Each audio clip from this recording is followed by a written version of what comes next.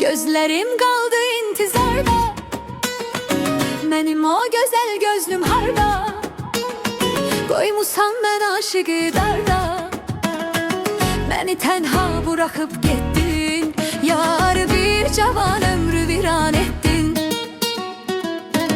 Varaqlaram xatirə dəftərini, bu sevgidə yoxdu verən yerini.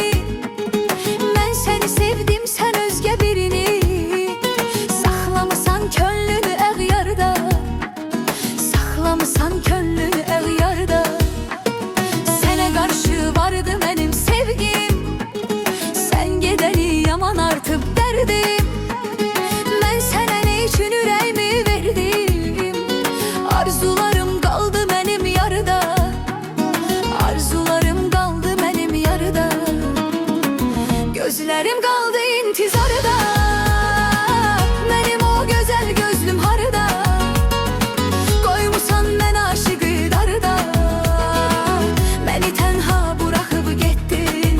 Yar bir cavan ömrü viran etdin.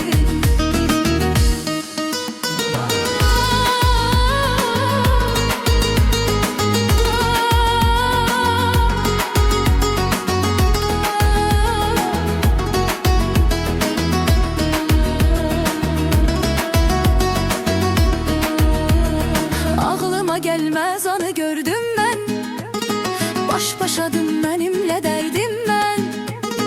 Sana inanıp yüreğimi verdim ben. Ah ne etibar bir etibarla, ah ne etibar bir etibarla. Sen evvel mən özüne öğrettin, sonrasını kalbimi incittin. Terk eleyip aşıkını gittin.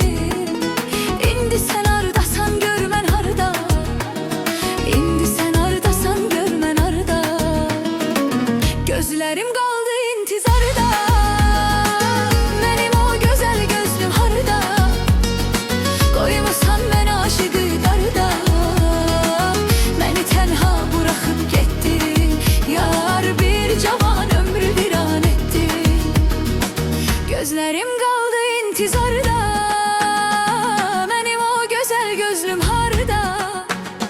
Koymusan ben aşıqı darda, beni tenha bırakıp gittin. Yar bir cavan ömrü viran ettin.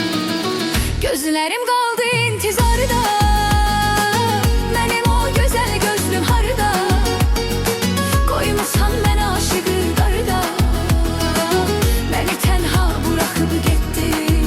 Yar bir cavan ömrü viran ettin.